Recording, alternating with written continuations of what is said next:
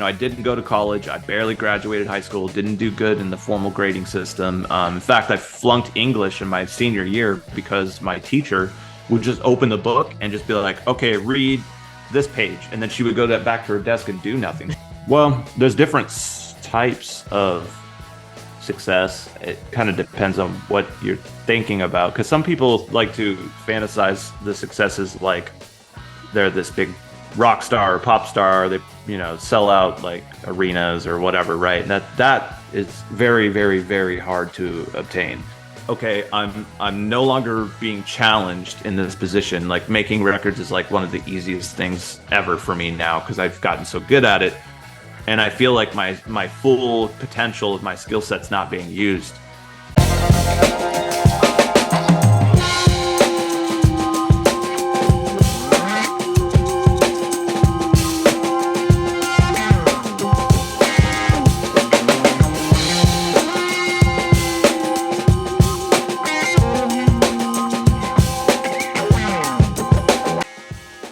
Right, so hello to the good listeners and the good people of the internet. Today we have with us, well, definitely, come on, he doesn't need introduction. Joey Sturgis himself. To say what he doesn't do, he's laughing. To say what he doesn't do, you require his voice. I'll not talk, which I generally do. So thank you so much, Joey, sir, for joining in. It means a lot. Yeah, thanks for having me. Happy to be here. In terms of shining light on accolades you have done, for the people who don't know, check out his Instagram. I'm not going to say, come on. How did you start as a musician at the very first? Then I'll come to the entrepreneurial part. How did I start? Yeah, so it's kind of in my destiny, I suppose, because, my parents were musicians when I was born, and I kind of grew up actually on tour. They were traveling around the Midwest playing different shows, and my mom was trying to raise me at the same time. Everyone in my family is musically oriented in some way, whether they sing or they play piano or they play an instrument, guitar, drums, whatever. So we're all sort of like, music was just kind of like a part of life for us. And believe it or not, I never, when I was younger, I never intended to make music my career whatsoever. In fact, I wanted to be a video game programmer, and I spent a lot of time actually programming video games in high school and messing around with computers and inventing my own little card games and printing out the cards and inviting my friends over to play and teach them the rules and play the games. And I was really into that. But then long story short is I ended up playing drums in a couple of bands, and we were trying to record some demos, and it got to this point where it was like nobody could really make it sound good. So I would start messing, my natural ability to play around with computers. I was like, oh, well, I can just jump in the computer and mess with all this stuff and see if I can make it sound better. And it turns out that I had like kind of a knack for it. And I had no idea what I was doing at the time. I mean, I would open an EQ plug and I was like, I don't know what this does, but when I move this, it makes it sound better. So I was just doing that. And out of all of my friends and all the people around us at the time, I guess I was sort of the best at it. And it just kind of came naturally to me. And I just started doing it I started with my own bands, and I started doing it for other bands. And then that became more and more and more. And that's kind of how I got into record producing and things like that. How lucky someone has to be raised on a tour. Yeah, I guess I would sit behind the amps and I would like bang on pots and pans and stuff like on stage while they were playing music. So you grew up in the environment. You got the hint that, okay, this is something really interests me, right? Yeah, but that was the thing that was weird about it, is that it wasn't like, it was just like a part of life. Like, some people, they're in a baseball team, they have baseball practice. It doesn't necessarily mean they're going to be like a baseball player for professionally. It's just, something that they do with their pastime. And that's kind of how music was for us. So I never really approached it or even thought of it as a business or as a way to earn a living. And even my parents, even though they did play music for money, they would still have jobs. And so that's just the way that we looked at it. Wow. In terms of you getting into music, at what age did you start playing instruments, learning different things? Do you remember that? Yeah, when I was about, I'd say 8 or 9, I started to learn how to play drums. I took drum lessons for a little while. And then I think when I was around like maybe 11, 12, I wanted to start playing guitar. And I kind of just, as I got older, I got into different things. And when I was in high school, I was in band, and marching band. So yeah, I learned how to play like a variety of different instruments throughout the years, but I would say like I'm not the best drummer and I'm not the best guitar player, but if I had to pick one that I'm good at, I would say probably drums. Just I have that natural ability to like just sit down on a drum set and just play whatever. I don't know why that is, but I gravitate towards drums, and I think a lot of my like music productions have a lot to do with like the accuracy and the precision of the drums and the drum sound. And I think that's just like a good all around trait if you are trying to be like a good music producer. If you have no rhythm or you're not good at drums, it's going to be rough. It's going to be hard. It's gonna suck. Yeah, yeah. um, so this was around like the high school time. You were interested in drums and all of that stuff, right? Yeah. Do you remember how many hours did you practice initially when you like sparkling with interest? Probably a few hours, if not 3 or 4 hours a day. It was just something that you would use to, you know, get that energy out of your body, burn those calories, like use your body, like because I'd sit on the computer like for hours and hours and hours. You know what So I the mean? So back. like, yeah, so it's kind of like, okay, I want to move my body, I want to do something, but I hated working out and I hated sweating, but the only thing that I would like to do like that would be drums. So I would use that as sort of my way to like get out the energy. So that was like another form of sweating you chose instead of exercising. Yeah, yeah. That's the reason you were slim. Yeah. And I guess I have a good metabolism, but um, at what point, like first and foremost, before getting into getting a like serious career stuff, what did you think when you were interested in playing drums, you were practicing? When did you think that okay, let's make this happen. Let's make it for a living. I it's my second nature. I play it effortlessly. I can do it. How did you like chalk this out? Like you sat with a pen and paper, wrote down things, talked to mentors, producers, musicians, someone helped you. What was that? so the process literally from the start of my life all the way to right now where I'm running a software company for audio plugins, that entire process was completely organic. Wow. It just happened naturally. It is the craziest story, but the quickest version I can tell is basically I was playing drums in a band. We were practicing. We started to get bored of that. And we were like, we want to play shows now. And so our idea was like, well, if we want to play shows, that means we need to show people what we sound like. So we need to record a demo. So I recorded the demo. I mixed it myself, not knowing what the hell I was doing, but just I guess I knew how to make stuff sound good. We put it up on MySpace and we were hoping that people would hear it and be like, yes, we want to play shows with this band. Well, what happened was people, instead of hitting us up asking us to play shows, they were hitting us up asking if they could record in the same place to Oh, where we recorded. oh, And it's funny because my vocalist at the time was getting really upset about this. He's like, I don't know what's going on, man. They just keep asking me like, can I record? Can I record? And I just it's really annoying. It's really frustrating. And I'm like, well, I guess what if we just maybe we record these bands and then while they're in the studio, we can like convince them to play shows with us or something. So I started doing that.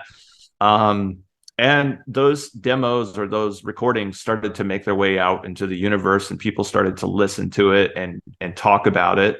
And that led to even more bands that wanted to record. And keep in mind, I was not in this situation at all going, yeah, I'm going to start a recording studio and make all this money. I was just like, whatever, dude. Like, oh, you guys want to record some songs? Sounds cool. you know, I wasn't even charging that much money at the time. But after like a year or two of that, it kind of was like, okay, this is becoming a thing. Meanwhile, I worked at a computer shop repairing computers. And I was at this treasurer's office. And this was an unusual day because usually we would do these service calls. Me and my boss would jump in a car, drive to a location, fix the computers, go back to the office. But on this day, we had 2 service calls at the same time, which was Oh. unusual. So he was like, okay, I'm going to drop you off at this location. Then I'll go over to this other location. We'll both do the jobs at the same time, and then we'll Then go we. back. And I was like, I finished the job. I handed the invoice over to the lady that was going to pay me. And I remember looking down at the invoice, and I remember seeing the numbers that we're charging them. We're charging them like $75. And I was thinking to myself, I only made just made $6 because I'm getting paid $6 an hour. I'm the only person here, and I did all of the work. And I was thinking to myself, my boss is going to get like 60 something dollars out of this, and I'm only going to get 6. And I was like, that sucks. And so what kind of happened naturally at that point was I was making more money on the weekends because I would go to work Monday, Friday, then Saturday, Sunday, or sometimes Friday, Saturday, Sunday. I would record bands, and I was making more money the extra bucks doing that. Yeah. I was like, wait a minute, my paycheck is $254, but I just made like $450 on the weekend. Maybe I should quit this job. Yeah. So that's when I took the recording thing more seriously. And then I basically did a couple of records that caught the attention of this guy named Craig Erickson from Oregon. He was starting a record label called Rise Records. Yeah, and he like reached out to me and was like, hey, I really am impressed with what you're doing over there. I would like to actually be your manager if you would be interested. And my first impression was just like, hell no. I've only ever heard the worst things about managers. So I was scared out of my mind. I was like, there's no way I'm about to get involved in all that stuff because I've always heard bad things. I thought about it some more, though, because I was like, what if it turns out to be really good, though? And so my idea was, okay, I'm going to give this guy like a list of demands. Like, if you can accomplish these like 5 to 10 things in the next couple of years as being my manager, then we can do this. And so he actually complied. He was like, okay, yeah, sounds good. And the things that I had on there were things like, I wanted to work with Adam D. I wanted to do an album for Metal Blade. Like, I just wrote down this crazy stuff. At the time, for me, I was like, there's no way any of this is ever going to happen. And he made every single thing on that list happen in the first like 2 years. So that was the birth of essentially our music production business and my serious approach to doing it full time. And then it kind of came full circle. So I did that for a number of years, about 10 years, and started to figure out like, okay, I'm no longer being challenged in this position. Like, making records is like one of the easiest things ever for me now because I've gotten so good at it. And I feel like my full potential of my skill set's not being used. And I heard a quote. I was also kind of like not super happy with my income. I mean, I was making great money, don't get me wrong. But at the time, I looked at it and I was like, okay, I've got 12 months in a year. I can do about 10 records in that time. And there's no way I could get anything more done because that's just all the time that you have in the year. So that means my income is going to be capped at this much unless I can charge more for the records. But it's limited. And I heard a quote from Bill Gates, and he was talking about how like you create a piece of software and then you can sell it infinite number of times. And I was like, I was thinking to myself, I need to create a product that I can sell infinite number of times. And so that's when I got the idea to start doing the drum samples. So I would have a band come in, we would record the record, and then at the end, I would have the drummer sit down and sample every single drum and hit it like, a bunch of different ways so that you could basically recapture that entire sound of that drum set. And I was doing that for myself because when I would make the albums, I would want to have the ability to replace anything in the album in case I wanted to change something. And this is before I figured out that you could just record drums last and then you don't have to worry about it. But back then, this is the way I was thinking. So I would make this epic drum sample thing for myself and then use it like maybe 2 or 3 times. And then it would just sit on my hard drive going to waste. And I was like, I could probably just put this on a website and sell it to people if they want my sounds, Mm-hmm. So I started that, and in the first year we did $50,000 in revenue from the drum samples. Wow. And that's when I was like, okay, I just Oh, unlocked, I just Bill unlocked Gates, thank something you. here. Yeah. And that's how I do. That's how I was like, okay, this is how I'm going to scale my income. So I'm going to have the records and I'm going to make the drum samples. So we're doing that. We're doing that process. And then I'm getting to the point where I'm like, okay, drum samples are not enough. Like we got to take it to the next level. And then it's like, okay, now we're doing guitar Product presets. catalogs and stuff. And then it went on to audio plugins and now a full-fledged software company. And so that's kind of the whole story of how it all naturally progressed. Holy shit. That's a lot to dive. Like I'm doing the podcast. I'll record this. I'll edit this later on. I'll see it once more. Then I'll make it, public. I have to understand certain things. A lot to learn. A lot to learn from you, man. A lot to learn.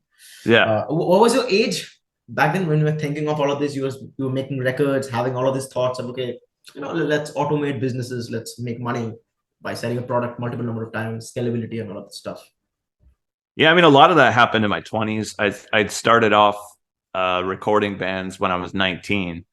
Oh my God. Yeah, so from 19 to 29 was kind of that period of time where it was like just like record after record after record. And in that time period, I probably did like 110 so something albums. Wow. Yeah, if you look up my discography, it's pretty insane. But I got to tell you, man, it was a grind. Like there was not a free Yeah. moment in my life whatsoever. Like I never had time off. I was completely just stuck to that chair and that computer recording band after band after band. But I was also one of those early adopters of anything on the internet. So as soon as Twitter existed, I made an account and started tweeting. As soon Wow. as MySpace came out, I was the first person on there uploading songs. As soon as, the next thing comes along, as soon as you could have an account on Facebook, I was on there. So during that whole process, I guess I was kind of building up an audience. I didn't realize that's what I was doing. I just thought, oh, I'm getting more followers. This is cool.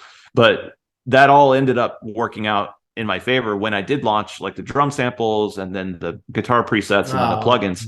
All of those people were there waiting for me to basically create a product for them. I just never thought So of they it that way, converted into customers. Yeah, exactly. So I actually had a 10-year head start versus pretty much anyone else that's starting right now because I was building up that audience. I mean, Yeah. I even had one of the first YouTube accounts back in 2006. We were uploading studio vlogs because I even had like I went to Walmart and I bought one of those old school like camcorders that's got the tape and everything, and I would record like This. stuff that's happening in the studio. Then at night when the session was done, like around 11 p.m., I would had this device where I could record the video footage back into the computer and then chop Oh, it all up and edit it and upload it onto YouTube. I was doing the that back same in like day. 2006. Yeah, same day. Holy shit. Lots of work, man. So that was building an audience too, right? So I had people following me on Twitter, people following on MySpace, and then people watching my YouTube channel because I would be working with the bands that they want to see what's going on in the studio. What's the band doing? Like it'd be bands like the Devil Wears Prada or, um, I mean, any of those bands from the early Rise days. Attack Attack is another good example of Mice and Men. Everybody wanted to tune in and watch what was happening. And so I took advantage of that. And I knew that there was something to this YouTube thing. I didn't know exactly what that was going to be either, but I was like, I know that I want to be on there and I know that I want to be seen. And so that's what we did. How easily do you explain these things, man? After I have to learn speaking from you. There was in 2006. So that was like the onset of internet. Internet was coming, it was becoming popular. People recognized that this was happening. Okay, what is Google Chrome? What is this Orkut and all of these stuff? So it was that time, right? So in terms of you being an early adopter or what we can say as a first mover advantage, right? Was your brain like always open to innovative and new things? Like I should be learning this first because I want to explore my capabilities, how well I perform a certain project. What was the thing? Like you pushed your limits all the time? Because I can like Yeah. conclude from your words that hours and hours of sitting on a chair in front of the computer mixing for 10, 15 years, it's fucking load of work. Yeah. So this is like one of my, I guess, secrets is that I'm a self-learner. All you'd have to say to me is one thing. Like if you're just like, aircraft mechanics, I'm Come like, to a okay. podcast and you will come. As soon as I hear that word, that's something I never heard of before. I Google about it. I read, I research as much as I can. I want to learn anything I can. Like when I was in high school, I bought countless books of how to program video games, video game graphic programming for 3D, Visual Basic game programming, C++ game programming, blah, blah, blah, blah, blah, blah, blah. Like I have hundreds of books on these topics, and I would buy them. I'd get so excited. It would show up on my door. I would open it. I would start going through it. I would start doing the examples. Like this is just my nature. It's like how I am. So that's why I think I was able to figure out like how to do a recording studio, how to make records, how to edit, how to mix, how to master, how to make drum samples, how to make my own website where I could put my own drum samples and sell those. How do I get the money into my account? How do I now turn this into a business? Okay, how do you start an LLC? How do you file your taxes with the IRS? How do you pay other people online? And how do you get employees? Manage what people, do you do? team, this, that, huh? I just go on and on and on. It's like I can't stop. That's my, some people, they get fixated on like video games or sports or whatever. I don't have any of that stuff. My brain just wants to learn how things work and just go for it. And I just keep doing that. And I'm at a point now where, we're operating on a much larger scale. And I'm learning how to become a better leader, how to become a better boss, how to deal with like human resource situations, and it just never ends. There's always a challenge ahead, and I love to be challenged, so I just keep going for that. Not like the boss who paid you $6. I wonder what he's up to these days, but maybe he's still running a give him a shop. call, invite him for a dinner. Like, bro, come on, man. Let's have a dinner together. He'll be like, holy shit, can I get a job at JST?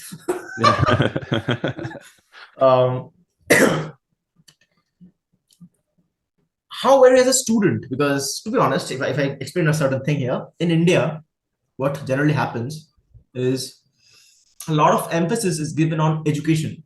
And I'm not saying education is bad, it's this or that or shit.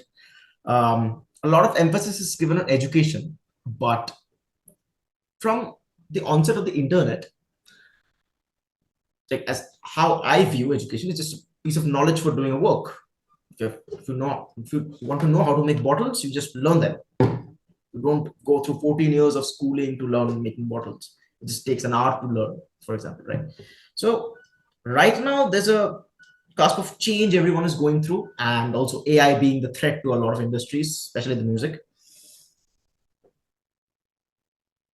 Education in India, what happens? A lot of emphasis given on education. Like you have to be educated, get a job, have 15 billion degrees stamped onto yourself. Even if you don't know how to do the fucking work, if you have a degree, you'll get a decent paying job, and then do whatever you like. This word passion, it's very oversold these days, right? Follow your heart, follow your passion. But what's the scene over there? What's the scene in the West? That brings me to the question: how were you as a student in high school, and did you go to college when you were doing mixing bands, producing, learning all that you can, pushing your limits, and experiencing things? Well, I think that you touched on a good point, which is the traditional form of education that is still pushed upon our society, and even in different cultures it's a little different, but it's still kind of this main concept of you need to go to like a formal, disciplined, like learning experience throughout your early adulthood or your early childhood. And I feel like that's going to change. It already is changing. That the internet has obviously changed almost every industry in existence, especially knowledge. Yeah. And so knowledge and education is now sort of a commodity. Like you can just kind of find it for free pretty much anywhere, because there's a lot of people willing to explain what they're doing or teach it online, like myself. And because of that, I think there's kind of two things to really look at. And there's one thing to look at, and there's two sides of it, and that's discipline. Because if you don't have self-discipline, you're going to need that environment that will require you to show up to school at 8 a.m. and till 3:30 or whatever, and go to class and do this and do that and do your homework, and this is due by Friday. If you don't have discipline, that helps you learn. If you have self-discipline and you have the ability to say, okay, I am going to teach myself, I am going to take time, carve it out of my schedule to learn about this, I want to learn about this, then you kind of don't need that formal education situation anymore. It's not like school has all the secrets, because now the secrets are online. So if you have the ability and the discipline to go after it, then that's what I recommend people do, because you can go much faster. You can change the pace of the learning. You can pivot quicker. Like if you're in school and your major is like, English, well, you have to stick with that. Like you can't just like change mid-semester, but like if you're online and you're like, you know what, I'm not really digging this English crap, let me do some math or science or whatever.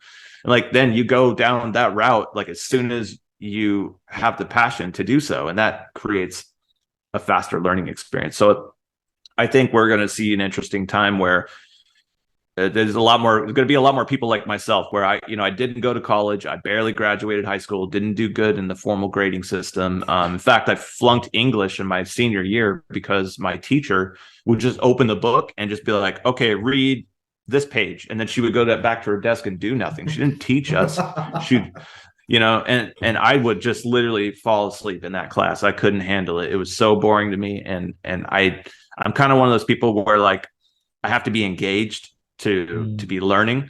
And so if there's no engagement in a class, then I'm checking out. So I flunked that, didn't graduate high school, had to come back and do summer school, had a different teacher for English, got an A+, and graduated in summer school, which is the worst thing ever. Like, because you don't go to your graduation party, you don't get to go to prom, you don't do there's all these things that you don't do when you graduate in summer school. So that happened to me. But I was a self-taught, self-learner. Once I got out of school, I was like, all right, I'm going to do this. I'm going to record music. I'm going to do all these bands. I'm going to make these products. Like I just kind of took it from there. And that's my own, I have the discipline to do that. And I think that not everyone has that. So that's the key, I think, for the formal education system, is that if you don't have discipline, then it can be useful for that. Or if you have a mentor that can help you accomplish or have that discipline to go after something, then that also would work too. Fantastic point, man. Fantastic point. Like, there's also this interesting thing that, also internet is a vast pool of knowledge. We can gather knowledge, but the problem is the source from which the knowledge is coming. Because if there's good, there's crap as well. So what was your way of filtering out the good information and avoiding the crap? Like somewhere, people be saying, okay, that's a good, you almost have to have like a barometer for bullshit. This is the thing that is so hard. Like my dad, he's in his 60s now, and he'll call me and he'll be like, I think I got a virus on the computer. It keeps saying that I need to, and I'm like, Dad, that's a fake pop-up thing. It's not so he doesn't have that barometer of like what's real and what's not. And me growing up on the internet, I think like, I was one of the first people to have like a dial-up modem and be able to access the early internet. So I kind of grew up with it, and I learned how to tell the difference between like, somebody trying to sell you something or trying to tell you something that's not real. Because I would always look at it like this: if I can find like, a dozen sources that are all saying the same thing, then maybe there's some truth to that. And that's kind of maybe what the answer is. And the second thing that really skyrocketed my understanding and my learning experience on the internet was forums. And being a part of a community where people challenge each other. I was in this forum called the Andy Sneap forum, which was on the ultimatemetalforum.com. And in that forum, it's so fun because almost every character from those days they're doing something crazy awesome now. Like we were all part of like a what do you call it? They have these out in California where it's a bunch of programmers living in a house together, and they're trying to I forget what that word is. There's a word for that. Incubator. Incubators. So yeah. So the Sneap Forum was like an incubator for like massive successful people, because like, you've got Misha Mansour that came from out of there. He started Periphery and Get Good Drums and all this stuff, and then you've got like this guy named Lassie. He's doing some cool stuff with software or with digital products, and people like myself who have gone on to create like JST and Drumforge and do all these big records and things like that. And so that community, all the people in there, like we were basically challenging each other, pushing each other. Like somebody would upload a mix, and then the next person would be like, that mix sounds like shit. Like, and then it would make you want to like, get better. And people would, criticize your kick sound or your snare sound. And then you'd be like, oh shit, I got to get it better. So it was kind of this really cool competitive environment that really like, I think during those formidable years, like it did so much for the quality that you were after, that the seeking that quality, like, how do I get it better? How do I get better? And it just kind of forced everyone to learn together. Let's come to the entrepreneurial side of the music industry. An interesting question, that is, on a scale of 1 to 10, how easy it is to make a living or a career out of music in the West, according to your experience? Well, there's different types of success. It kind of depends on what you're thinking about, because some people like to fantasize the successes like they're this big rock star or pop star. They sell out like arenas or whatever, right? And that is very, very, very hard to obtain. Then you have people that, like a lot of people that I know, who will just get into a nice city, let's say Nashville, Tennessee, something like that, and play 4, 5, 6 shows a week at restaurants, bars, things like that, and make a decent living, and that's very obtainable. Now, that's not the same dream, right? Because most of the time you're probably playing other people's songs, or you're doing side gigs on throughout the before 5 p.m. when everyone starts going out to bars. You're doing something, maybe your office job, or you're doing side jobs or whatever, just to make ends meet. But I know a lot of people who are perfectly happy with that. They just want to play music and they just want to make money with it. But there's that other side of the music industry, which is kind of like the entertainment industry, right? Where people fantasize of being like these big popular celebrities or rock stars or whatever, what have you. So I think that if you're coming from a different country and you're coming to America and you have these dreams of being like this big pop star or whatever it is, just know that like that happens to about 1 to 3 people every maybe 3 to 5 years, period. Out of 10 million people, 3 people will get that. Yeah, like out of 300 million people, like 1 or 2 people will become the next big pop star, right? So that's more harder than clearing our government exams in India. yeah. I mean, like, you could come to America and you could, if you're a good performer, like you're a good guitar player or something, you could jump on a cruise ship and work 6 to 9 months out of the year, travel the world, get free food, and get paid pretty well. Now that's not the same dream as standing up on stage in front of 20,000 people and having them all sing your song. But it's a living and it is music. So there's different things to consider for sure. Have you been to India yourself? With the band, with other productions? When I was younger, I kind of got exposed at an early age to performing live. When I was 9, I played in front of like 3,000 people at a Red Cross benefit. And it was funny because the band that I was in, I was 9 years old, but everyone else in my band that I was in was like 23, 24. So it was kind of this funny little thing. Yeah, like I'm the little kid on the drums. I can barely reach the. Yeah, I'm like doing this with my arms so I can hit the cymbals and stuff. It's hilarious. But yeah, so yeah, I was performing in front of thousands of people at a younger age, and kind of grew up in that environment. So for me, it wasn't abnormal. You still get nervous, obviously, because you want to do a good job and you want to perform Not and suck. enter. Oh. Yeah, you don't want to suck in front of a bunch of people. So that's a thing. That's always a thing.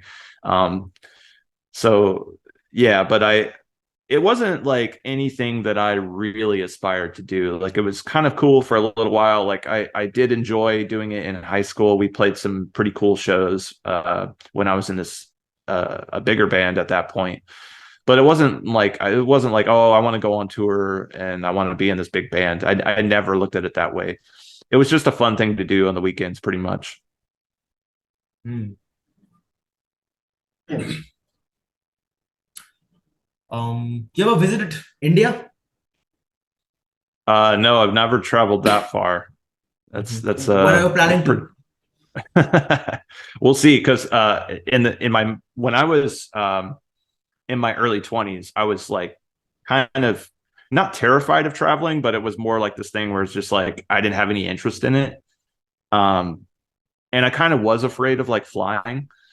And then as I got older, I started to travel a little bit more, like just baby steps. Like I would go to Seattle, Washington, or something, and then come back. And Small trips. now, yeah, now I travel a lot. Like I travel almost every other week. I go somewhere. So we're very experienced travelers. I made my way over to Iceland, Australia, Europe, Canada, Hawaii. Like, so it's coming. I want to definitely visit, like, Spain is high up on my list, and Italy is another really high up country. But I do want to visit all different countries and travel the world and see everything that there is to see while we're here.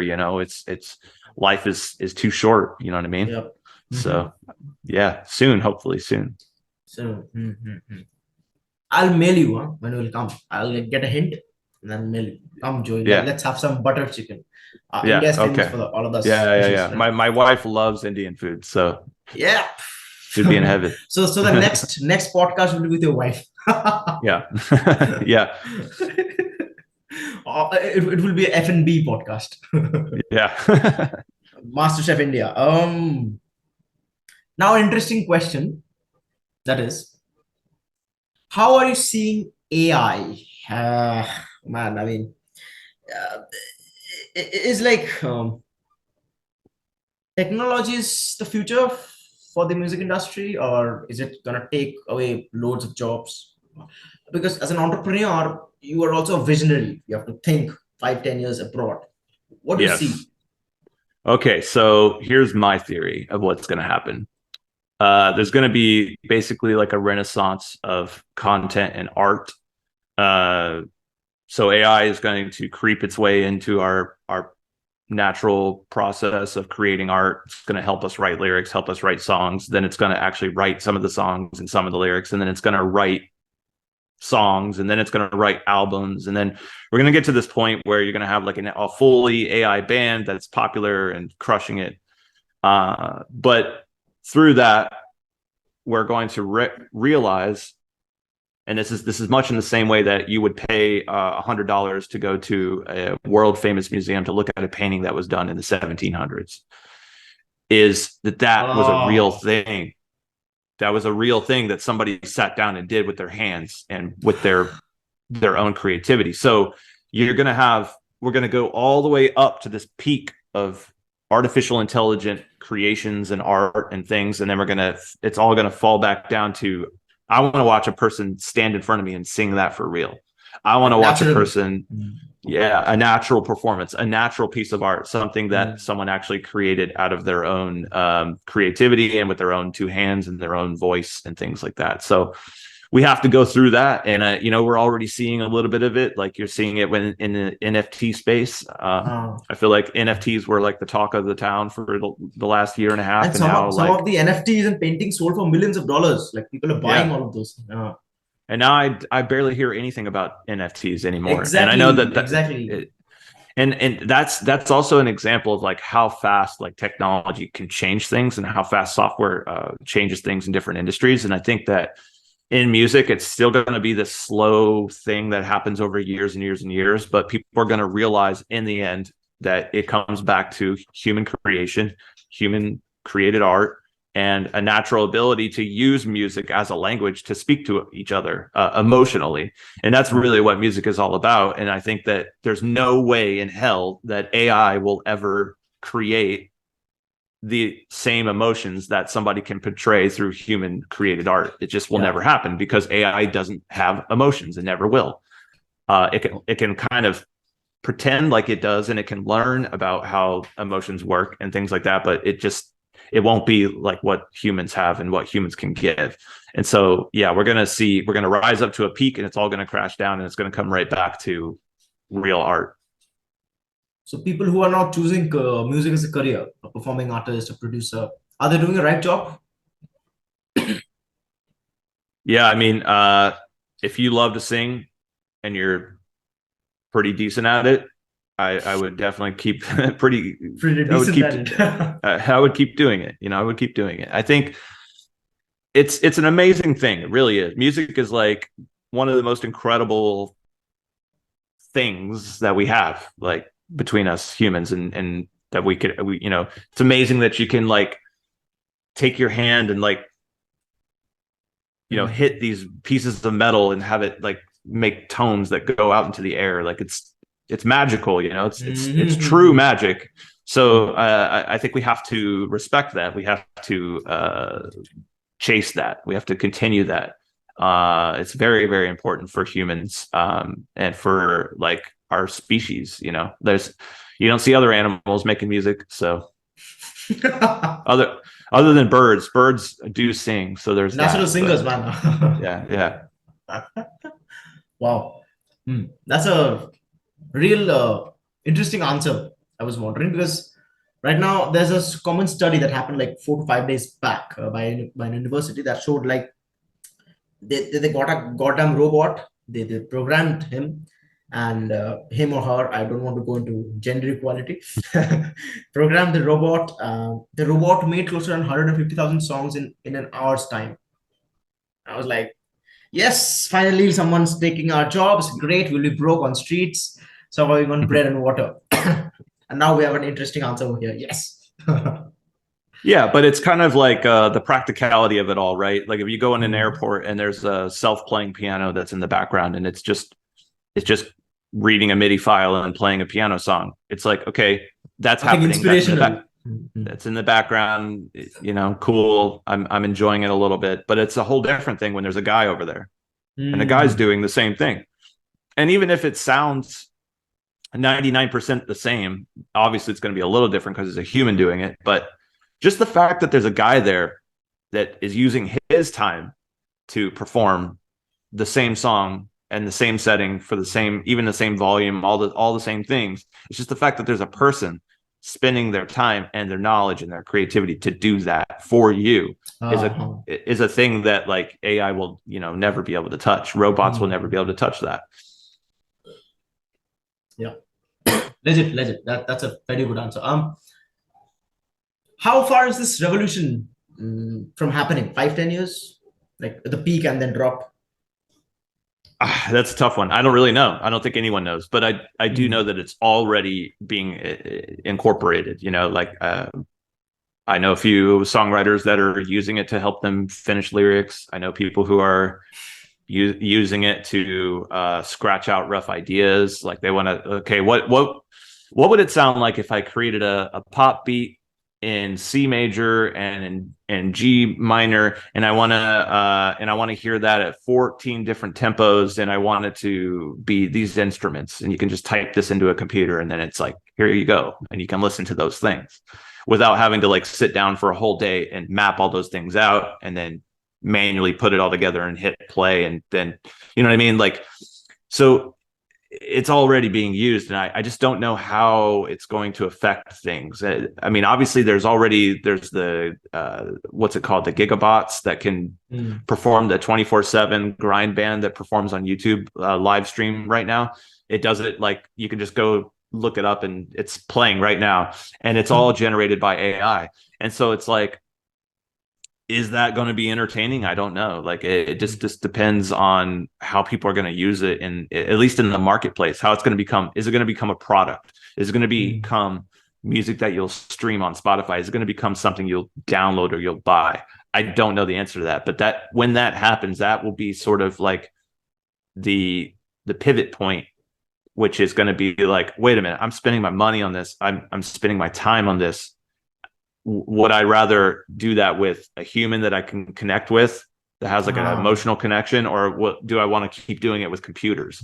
And that's like, that there's different people, different. That's why NFT space even worked at all, is because some people connect with a digital picture of something that somebody created versus a guy who wants to walk into a museum and smell the old dust coming off of the canvas. Like those different things. And time will tell which one's going to succeed. But I think that ultimately, because we are human, we will yearn for that human connection and that human reality of art. And it'll come back to that. I don't know how many years, but it will happen.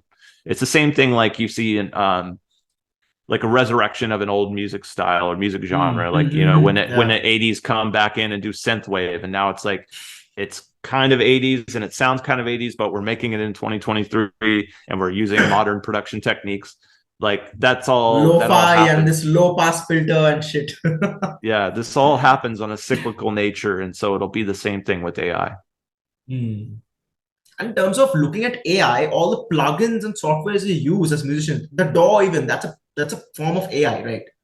Yeah, I mean, we're starting to see AI. It has not taken our jobs. It has actually helped us, delegate work, a certain part of it.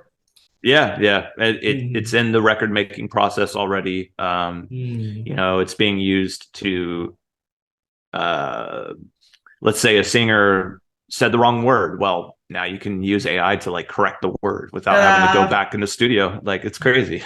So yeah, it's like, how far is that going to go? I don't really know, but I try not to get too stressed out about it, because people are going to naturally appreciate a person doing this kind of stuff. Yeah. Otherwise, our wives and husbands would have been robots. Yeah. Everybody would just interact with robots all the time. You would eat food made by a machine. You would, and have sex. Your friends would be robots. Yeah, like that's not going to work. Maybe for some people, but in the end, like if it came down to it, I think humans will prevail on this. It's going to affect the industry in different ways, that's for sure. But not all hope is lost. Music was created by humans. It's for humans. It's an emotional connection. It's a language. Robots will get good at it, but it really won't matter. It'll, at the end of the day, you'll still want to see a guy next to a campfire playing an acoustic guitar, or a band on stage, or whatever. Doesn't matter how far we take it. It's still going to have that human element is going to be desired. Yeah. No doubt. Yes. That's a eye-opening answer. Now, if you would kindly shower some of your light on creating Joey Sturgis tones and drum forge, and also you run an academy where producers can learn. So how did all of this started? And the important question before this is, did you go to a business school to learn business, or you showered through the internet? As you said, you were a self-learner and gathered the information, learned from videos, podcasts, entrepreneurs. What was the way, and how did you build all of this? Yeah, I learned online. Wow. It's really not even like purchasing courses or anything. It's just kind of like having a natural intuition for how things should work. Asking important questions and searching them online. Yes. Knowing who to talk to when you do need that outside influence. And then having goals. I think one of the biggest things that people make a mistake of, I call it the bow and arrow effect. If I was to ask you, how much money do you want to make? You'd be like, as much money as possible. Well, that's not an answer, because you're just aiming your bow and arrow at the sky and just letting the arrow go away, versus a target, a bullseye. There's a spot right over there. I want to hit that exact spot. Let me aim for it and shoot. That is the exact way that I've accomplished pretty much anything, is having that bullseye and selecting what that is and then aiming for it and shooting at it until I hit it. And so in business, it's not how much money do you want to make as much as possible. It's okay, how do we make, $1 million? Well, we make a product. The product costs $99. How many of those do I need to sell to get to $1 million? Okay, this many numbers, this many copies. Okay, how many is that per month? How many is that per week? How many is that per day? All right, I have to sell, $2,800 worth of this product every day. How do I do that? Got to start a social media account. Got to start getting followers. Got to start putting content in front of them. You just have to reverse engineer it from that tiny goal. Well, not a tiny goal, but from that little bullseye point. If you don't pick what that is, you're never going to get there, because you're just going to be shooting arrows into the air. You can't aim high. You have to aim at something. Yeah. And this is going to be hard for some people, because they're going to say, well, my bullseye is me on a stage in front of 20,000 people singing, and everyone is singing my song. Okay, well, that's not very constructive. How did you get there? You could use that as your bullseye, but now you have so much reverse engineering to do that it's overwhelming. So I always say, set your bullseyes in steps. Maybe just your first bullseye is like, okay, well, I know I want to start my own business. Let me set my target. My first target is going to be starting an LLC, getting all my papers filed, picking my business name, getting a logo created. That's my first bullseye. And takes you a month to do that. All right, cool. What's the next one? Now I want to make my first profit, or I want to make my first sale, or I want to launch my first product. Okay, cool. Do that. And then even before that, learn how the fucking business works. Just don't jump in with $20,000 on the field. like the aim and shoot. Like the aim is, okay, there's the bullseye. I'm aiming for it. That's how do we shoot? Learning. How do you hold the arrow? Oh. Yeah, that's the learning part of it, right? And then the shooting is the stepping out of your comfort zone. That's taking the step, taking action, executing, actually, just thinking about stuff doesn't get you anywhere, because you can think all day long. Ideas are a dime a dozen. What matters is execution, actually taking action to accomplish the thing that to get to that bullseye, you have to fire that arrow. So that's the confidence. That's the action step. So I tell people this all the time, and I think that it gets overlooked. And I think that's the difference between a person who succeeds and doesn't, is because they just don't understand how to discipline themselves in the goal process of getting to your next step. Set the goal, learn how to get there, then take the actions that are necessary to get to it. Where else can we get information like this? And this is the problem with, a lot of creative people, because we think we'll do this, we write down stuff, talk with people, and then come back home and watch a film and smoke and then sleep. Yeah. So why don't we execute? Like it's because of fear sometimes. I don't know. I think it's just some people are. I kind of believe in this idea that there's two types of people, or like three types. It's like you've got dreamers who they literally fall in love with just dreaming and don't ever do anything. They just want to idealize and dream about this, and this would be amazing, and I have this vision, but they never take action. And sometimes those people end up in very successful situations, because you can take a visionary and you can give them an executive leadership background with all these different people who know how to execute, and that person leads, and then now you have, Amazon or whatever, right? GST. or SpaceX or Tesla. Like, these are big companies that have a visionary, and then people who actually take action. Then you have the people who will wake up every single day for 10,000 days in a row at 5 a.m. and go to the factory and press the button and make the thing and use the hammer or whatever. They'll grind and grind and grind and grind and just stay at the same level in their life forever. But they have that just grind mentality, their drive.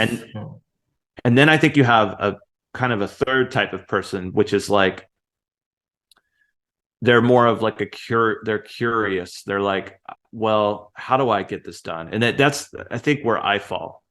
I do have the discipline to grind, and I can just wake up and do the same thing over and over and over. I've done that. That's how drum editing works. You wake up, you move the kick drum, you move the snare, you do that 10,000 times until you go to sleep. But the curious people are the ones who solve problems, and business is about solving problems. I mean, that's literally what it is, So I'm a natural problem solver. That's why I'm good at business, and it doesn't mean, there's all kinds of problems. There's your customer has a problem. Well, how do I make my vocals sound good? Well, use this vocal plugin. But then the vocal plugin itself is a problem that you had to solve. Well, how do I type the code to create the piece of software that solves the problem for the user? But then it's like, okay, well, there's another problem, because how do I find the programmer and pay for his bills so that he can type the code that creates the piece of software that solves the problem for the person who wants to make the vocal sound good? And then it's like, okay, well, how do I create an organization and a work culture where people want to be a part of this company because they want to help the company succeed, so that then we can then create the sales and the money that can then pay for the people's jobs, so that they can then do the software to then create the product for the person that solves on and on and on and on. So this is like the way of thinking that you need to have if you like actually want to achieve like big things, because this is one of my favorite quotes, and I forget who said it, but it's, if you want to make more money, you have to solve bigger problems. And this is the reason why you have these big companies like Amazon who are so wildly successful and make so much money, is because think of the problem that they solve. Yeah. You pick up your phone and you're like, I need this. You press a button and then it's on your door like 12 hours later. That's crazy. That's a huge problem that they solved. And they had to do all kinds of shit along the way to get to that point. Like, a lot of people like to pick on Jeff Bezos and to say, well, he should give away all of his money. He has way too much money. And this is a more culture in India, because we think is, tax the rich. I'm like, no, you haven't seen the blood, sweat, and tears that has gone into creating that. And at the end, when he's getting some wealth, why are you so envious about that? Well, here's the thing. In order for him, keep in mind, he only owns 17% of Amazon. So plus all the other empires he has. Yeah. And so he had to create millions of millionaires to become a billionaire himself. He changed the lives of hundreds of thousands, if not millions of people, give people jobs, like created all, like investors that invest in Amazon made a lot of money through that whole pathway. He had to do so much, like, not damage, but just so many things had to happen for that one success. And so yeah, I like to think about business in terms of solving problems, and it often becomes solving problems on many wavelengths, solving problems for your employees, solving problems for your organization, solving problems for your users, solving problems for yourself, solving problems for your family. And that's a challenge, and that's why I like business, because it's a constant moving thing that you participate in. You're engaged in it all the time. It's a little different than like a video game that has a beginning and an end. Like you play a video game, you get pretty good at it, you beat it, and that's it. Or maybe you continue playing it online and you compete, but then eventually you become the best, and then you beat everybody else, and then there's nobody to play against, and then there's no challenge. Business has a infinite challenge. It just keeps getting crazier and crazier. And that's why you see like Elon Musk is like, okay, well, what next? So I guess we'll just go to Mars. Let's figure that out. Like, So that's what I love. That's what I love being a part of. And I think that if you want to be good in business, you have to have that kind of curiosity, that never ending desire to just go to the next level.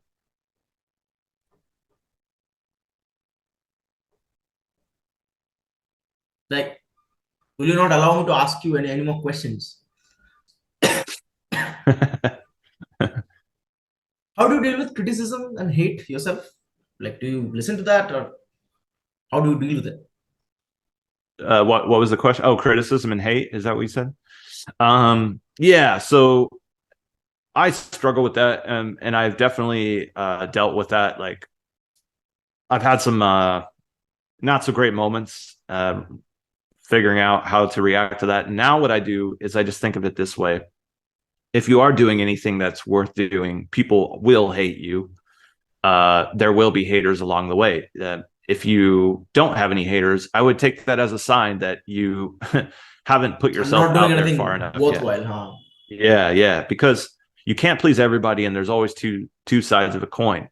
Yeah. And so with anything, there's always going to be some haters, and it's I don't let it affect me, because on one hand, I'll listen to it because I'll be like, okay, maybe there's some truth behind the hate, and that's usually hate does come from a place of, um, somebody having a different perspective than you, or and I think you can learn from that. I think that you can, if you learn how to step back from the hate and pretend that you're not the one that's being hated on. It's the essence of you, or the thing that you're doing is being hated on. You can kind of reverse engineer that and think of, okay, maybe it's because, it wasn't that great, or maybe it's just is not for that person. This is not for them. This is something that is for a different type of person. You have to kind of think of it like outside of your own. You have to remove yourself from the situation and think of it from an external Third third party person perspective. unbiased point of view. And I use that as a tool to better inform me for future decisions and to help me choose. Sometimes I'll ignore it. Sometimes I will listen to the feedback and actually make better choices.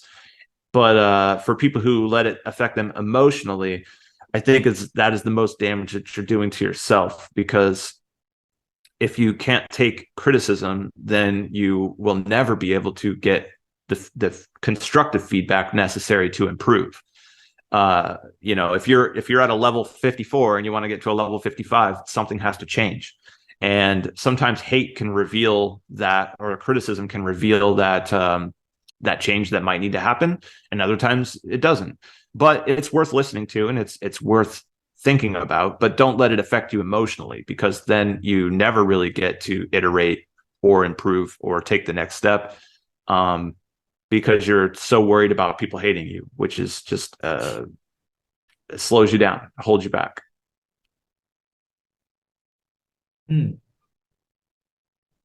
Probably the last question of the podcast. See, people who are watching see the smile on Joey's face. He's like, "Oh, God damn it, finally." I try to make sure that, because I'm cognizant that people are looking at me, so I'm like, well, I don't want to have a bitch resting face, so Let's laugh. Yeah. Plus, I'm enjoying the conversation, so Yeah, man, me too. I mean, as I said, I would I have to mail you once again for mentorship. So yeah, don't worry, I'll disturb you a lot. Just don't mark me as spam on the mail. That's the only request. no. The question is, three advices um, from your own experience that all artists and creative people, or maybe creative business owners, or let's put it in a broad perspective, creative people. So musicians, artists, dancers, painters, business people, all come under creative people, can apply and immediately apply from your own experience. From my own experience, well, I have some principles that I think I can share that might help.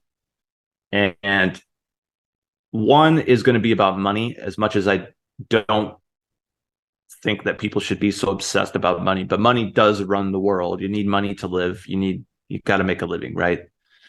So with money, my principle is not, oh, I can't afford that, oh, I can't get that, or that's too expensive. Instead of that, think, how do I afford that? How can I have enough money to make that not expensive to me? How can I afford the things that I want to buy? That is the mentality that I have towards money.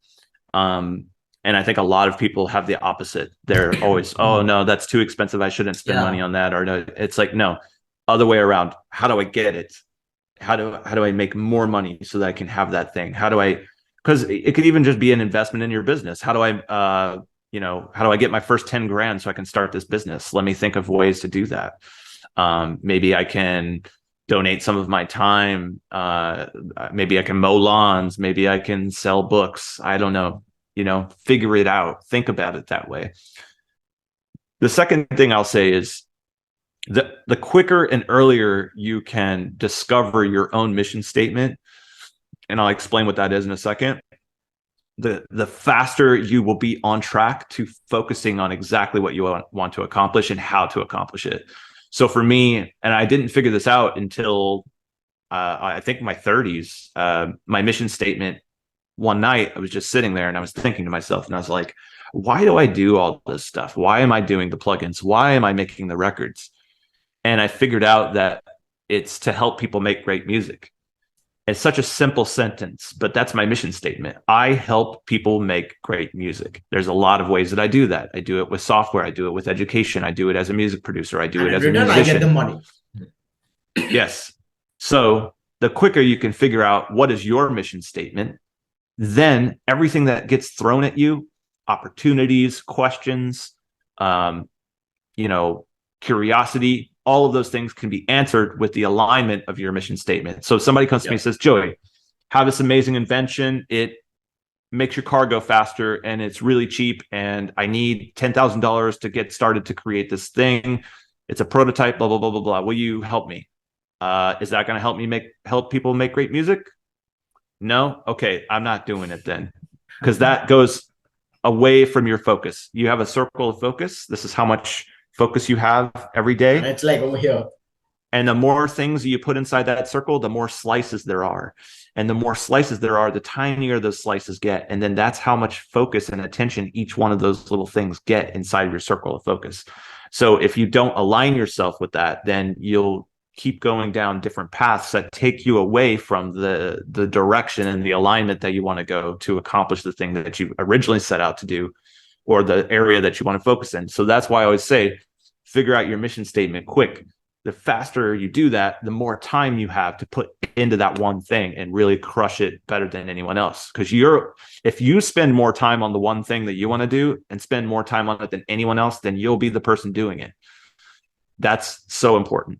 Yeah. So, and the third thing I think is it's kind of going back to the passion and the discipline. You need those things to kind of drive you through the tough times. I think that anybody who is on an epic journey of success is going to have those moments where there's self-doubt or there's obstacles that seem infinitely impossible to overcome. And that's when the passion helps continue to drive you to keep going. For me, it kind of comes back to like, I'm 38 years old. Am I going to completely stop doing music and just do a whole new industry? That seems kind of silly, right? So I think when you're young, it's easy to kind of like have a different send-off point. Like you're like, oh, well, I'm 22. I could do anything. But the quicker you align your mission with your passion, it is the faster that you can run in that direction of that bullseye. And that's what I think, that like you just have to find what that is for you, because if you're not passionate about it, it'll always be this other thing in your life. But if you are passionate about it, it becomes your life. And that's why people always ask me, like, Joey, how do you balance your schedule? It's like it is my schedule. It's not a balance. I like business. It's a part of me. It's a part of my existence. Joe, all these businesses kind of are me. It's the Joey Sturgis Productions and the Joey Sturgis Tones, and even URM Academy started in my forum in Facebook, my Facebook forum, my group. So there is no balancing. It's just like, because I'm doing what I am, I'm doing what I love. And I hope that other people get to discover that for themselves and get to actually do that in their lifetimes. I think that's the third part, the secret of really obtaining that success. How big is your team? And in JST, Drum Forge, and the academy mixed? Altogether, we're probably around 25, 30 people. Around half of that is the software, and then the other half is the education. And it's a learning curve to figure out how to grow a team of that size and how Yeah. to Hire the keep right it people. functional. Yeah. So I've learned a lot recently, just in the last 6 months to the year, just learning how to even like hire and fire people. I never really had to do it. So, but people, we had a graphic designer, for example. He was kicking ass, but then he was like, you know what? I want to be a vocalist. I don't want to be a graphic. Well, I'm going to keep doing graphic design, but I want my full time thing to be a vocalist. And it's like, okay, well, I guess I have to learn how to like hire new graphics people and then figure out how to Who are like dedicated to interview them. just this work. Huh? Yeah, and it's just another thing to learn. So simple. Hey man, Interesting. I'm not that great at everything. That's the thing. Like Mhm. that you just got to jump in the deep end. Learn how to swim. That's my mentality. Just go for it. Figure it out. Well, on that note, for the people who will be watching this, well, as I already said at the beginning, he doesn't need introduction. All of the products and companies he has built himself doesn't need introduction. I'll leave all the links possible in the description. Please do check them out. Buy some plugins for your next mix, and I will not thank you because you have adjusted a lot for me for this podcast. So I'll not thank you. You have done more than thanks to me. So, but once again, like, thank you so very much for joining, man. It means a lot. A lot Yeah, to learn from you. yeah, Gotta like any advice for me as well.